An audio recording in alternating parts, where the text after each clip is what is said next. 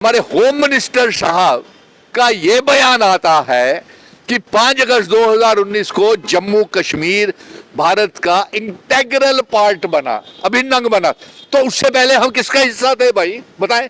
सरकार ने जो गलत काम किया है, 370 को तोड़ करके दफना करके बोलते हैं हड्डियां गंगा में बहा दी, यानी कि 370 को गाली देना साहब हमको गाली देना है, 370 को गाली देना महाराजा हरि सिंह जी को गाली देना।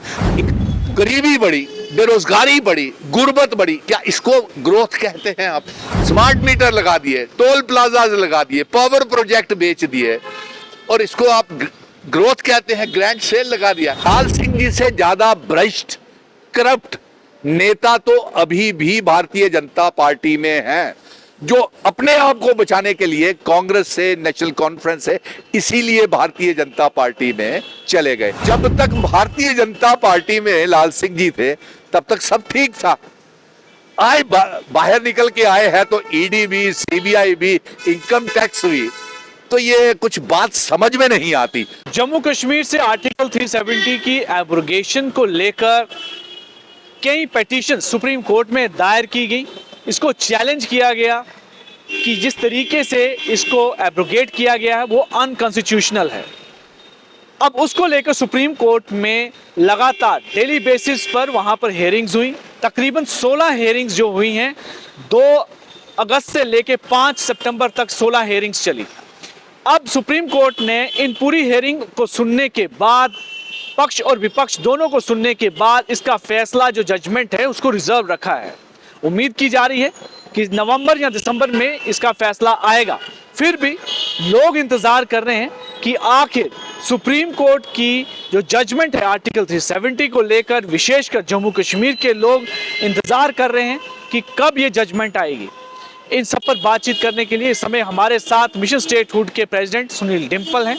लगातार वो आर्टिकल 370 को लेकर अपनी आवाज़ उठाते रहे हैं और भी दूसरे मुद्दों पर बातचीत करते रहे। इसी खास मुद्दे को लेकर आज हम इनसे पूछते हैं। सुनील डिम्पल जी, सबसे पहले बहुत स्वागत है आपका व्यूज टुडे में। धन्यवाद अरुण जी। मैं आपसे पहले इसी से प्रश्न शुरू करता हूँ। काफ़ी इंतज़ार है कि हेयरिंग्स हो गई, सुप्रीम कोर्ट के जजों ने सुन भी लिया, अब इतना डिले क्यों हो रहा है? किस चीज़ का इंतज़ार हो रहा है कि जो जजमेंट है रिजर्व कर रखी है वो कब तक लगता है आपको बाहर आ जाएगी? बिल्कुल, आपने बड़ा अच्छा सवाल किया और ये क्योंकि ये फैसला हमारे हक में आने वाला है। सबसे पहले मुबारक मैं दर्शकों और अवाम को, जम्मू कश्मीर की 1 करोड़ 30 लाख अवाम को मुबारक दे दूं कि जो भारतीय जनता पार्टी ने 5 अगस्त 2019 को एब्रोगेशन ऑफ आर्टिकल 370 को तोड़ा, हमारे 200 साल महाराजा हरि सिंह जी की डोगरा रियासत को तोड़ा, और जो ये विरासत हिंदू, मुस्लिम, सिख, ईसाई, गुज्जर, बकरवाल, चिनाव वैली, पीर पंजाल पहाड़ियों की विरासत को तहस नहस किया। अरुण, अब तो फैसला हमारे हक में आने वाला है, क्योंकि ये एक एंटी कॉन्स्टिट्यूशनल काम किया है, गैर आईनी काम किया है। और दूसरा मैं ये भी कहूंगा कि ये एंटी कॉन्स्टिट्यूशन, गैर आईनी के साथ एक एंटी नेशनल काम भी है, क्योंकि इन्होंने जो जम्मू कश्मीर, लद्दाख, पीओके, गिलगित बल्टिस्तान का हमारे महाराजा जी भारत के साथ करके गए थे, उसको इल्हाक को इन्होंने तोड़ा पार्लियामेंट में। और फिर उसके बाद हमरा इल्जाम लगाते हैं। ये देखिए कितनी मजे की बात, राष्ट्र विरोधी और संविधान विरोधी काम भारतीय जनता पार्टी ने किया, इल्जाम हम पे लगाते हैं। 370 को हर रोज गालियां देते हैं और जम्मू कश्मीर की आवाम को 5 अगस्त 2019 के बाद हमारे महाराजाओं जी के बनाए हुए कानूनों को इतनी बेकदरी की, हमारा नौजवान इतना परेशान है, अवाम, व्यापारी, हर वर्ग के लोग इतने परेशान हैं, और उसके बावजूद भी ये बोलते हैं। अभी कल का बयान है कि इनके तरुण चुग का कहना है कि आज़ादी जो है वो 5 अगस्त 2019 को जम्मू कश्मीर को मिली है, बोला ना। उससे पहले हमारे होम मिनिस्टर साहब का ये बयान आता है कि 5 अगस्त 2019 को जम्मू कश्मीर भारत का इंटेग्रल पार्ट बना, अभिन्न अंग बना। तो उससे पहले हम किसका हिस्सा थे भाई, बताएं? 75 साल तक हम किसका हिस्सा थे, बताइए आप। और उसके बाद अमित शाह जी और प्रधानमंत्री जी का यह बयान आता है कि जम्मू कश्मीर की दशा, दिशा, चेहरा, ग्रोथ बढ़ गई है 370 को तोड़ने के बाद। आपको कैसा चेहरा चाहिए? हर चेहरा मायूस है, मासूम है, उदास है, और आप कहते हैं कि जम्मू कश्मीर का चेहरा ही बदल गया। हाँ साहब, आपने बदला है। हर चेहरे के ऊपर उदासी है, हर परेशान है, मायूस है, खुद को गुलाम, यरगमाल, बंधक समझ रहा है, क्योंकि आपने 9 सालों से चुनाव तक नहीं होने दी। और साथ में देखिए, ग्रोथ की बात यहां तक है अरुण, ये कहते हैं ग्रोथ हुई है। किस ग्रोथ की बात कहते हैं? इकोनॉमी की आप ग्रोथ की बात करते हैं। सारा व्यापारी, ट्रांसपोर्टर और व्यापार ठप कर दिया आपने। एक गरीबी बढ़ी, बेरोजगारी बढ़ी, गुर्बत बढ़ी, क्या इसको ग्रोथ कहते हैं आप? बेरोजगारी बढ़ी, अनएम्प्लॉयमेंट, 30,000 बेरोजगार नौजवान जम्मू कश्मीर का हो गया, क्या इसको आप ग्रोथ कहते हैं?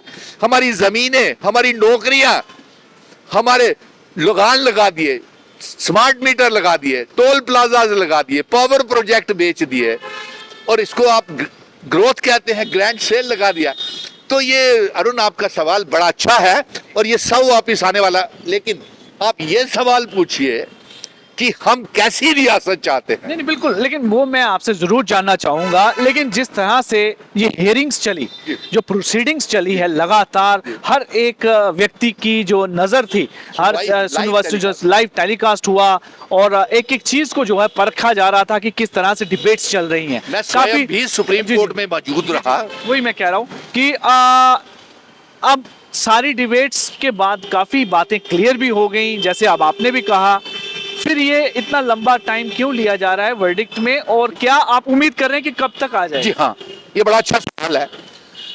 अब सुबह ही मेरे अपने वकीलों के साथ हो रही थी, सुप्रीम कोर्ट के जो लॉयर्स हैं, वकील साहिबान हैं, कानून के जानकार हैं, उन सबसे बात हो रही थी। और ये फैसला किसी भी समय जल्द आ सकता है। अब इसमें देरी होने की संभावना बेहद कम। हाँ, फैसला एक बहुत गंभीर फैसला है। सुप्रीम कोर्ट को भी ऐसा इंसाफ देना है कि सरकार ने जो गलत काम किया है, 370 को तोड़ करके, दफना करके, बोलते हैं हड्डियां गंगा में बहा दी, यानी कि 370 को गाली देना, साहब हमको गाली देना है। 370 को गाली देना, महाराजा हरि सिंह जी को गाली देना, 370 को गाली देना, स्टेट सब्जेक्ट को फाड़ना। आपको बता दूं, आपने ये सवाल बड़ा अच्छा किया कि कब तक इसका फैसला आ जाए। देखिए, दिसंबर महीने में हमारे एक जज साहिबान जो बेंच के हैं, संजय कौल शायद उनका नाम है, वो रिटायर हो रहे हैं। और जब कोई जज बेंच के रिटायरमेंट पे होते हैं तो उनके जाने से पहले उसका रिजर्व फैसले का अनाउंसमेंट, वर्डिक्ट आना जरूरी है, नंबर 1। नंबर 2, इतना बड़ा 50,000 पन्नों का सुनवाई हुई, लाइव टेलीकास्ट हुई।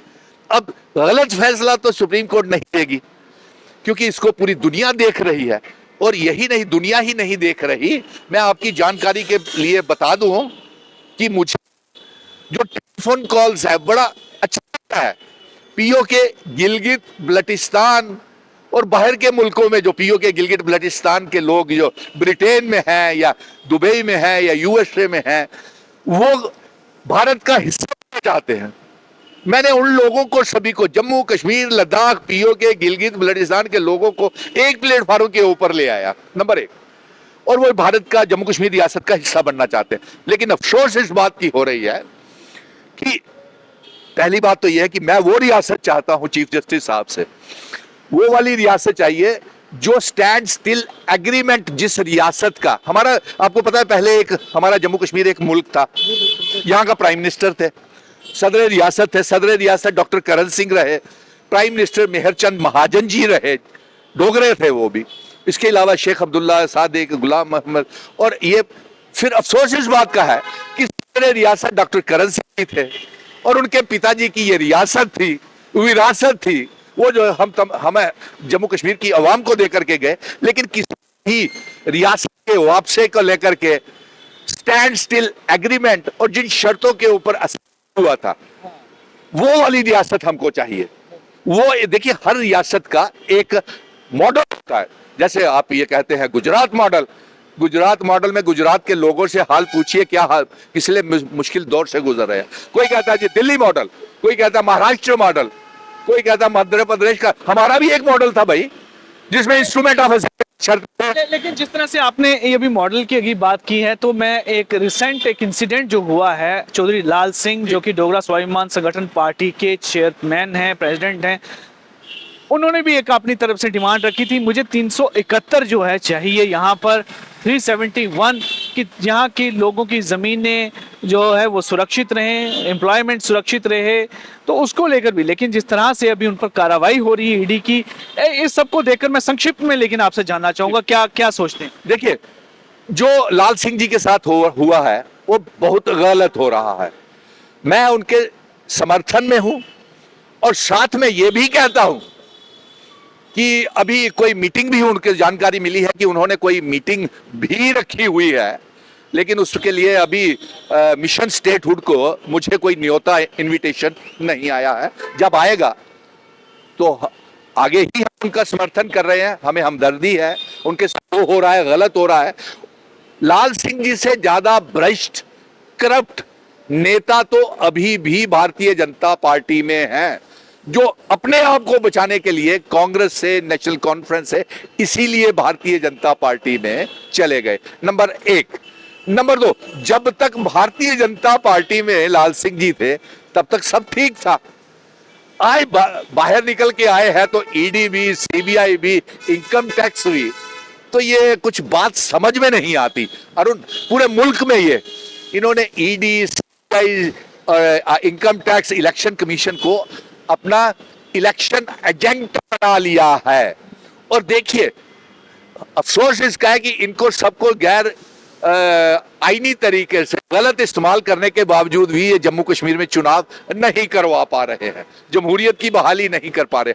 जम्मू का डोगरा अवाम, नौजवान, हर मजहब के लोग इनके है, ये चेहरा दिखाने के काबिल नहीं। सुनिए, इसीलिए अमित शाह जी की मीटिंग में, और वहां पे 2 मेंबर पार्लियामेंट में थे, इनके लीडर्स थे, और उन्होंने चुनाव लड़ने से पहले ही चुनावों से हार मान ली और रद्द कर दिए। अब दूसरी बात, आखिर में मैं जो बहुत एक जरूरी बात बताना चाहता हूं, आने वाले समय में सरकार हमारी जब बनेगी, जब रियासत का दर्जा वापिस आएगा, तो हम विधानसभा में ये लाभ पारित करेंगे कि हमारा स्टैंड स्टिल एग्रीमेंट, हमारी इंस्ट्रूमेंट ऑफ असेशन की शर्तों वाली रियासत हमको वापिस की जाए।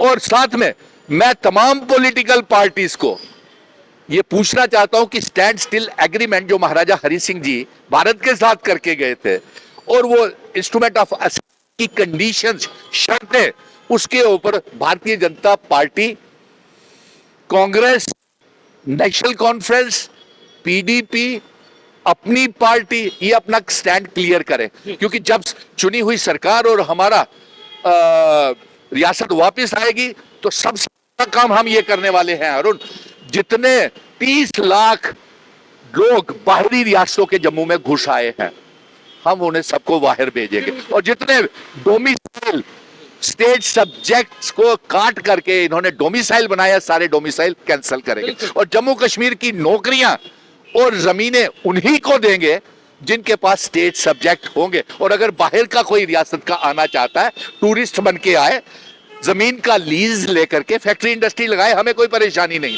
लीज के ऊपर जमीन, और नौकरियां और जमीनें वही लेंगे जो होंगे। लेकिन इससे पहले मैं आपको बताऊं कि मुबारक है, रियासत वापस आ रही है, देर लग रहा है लेकिन अब ज्यादा देरी नहीं है।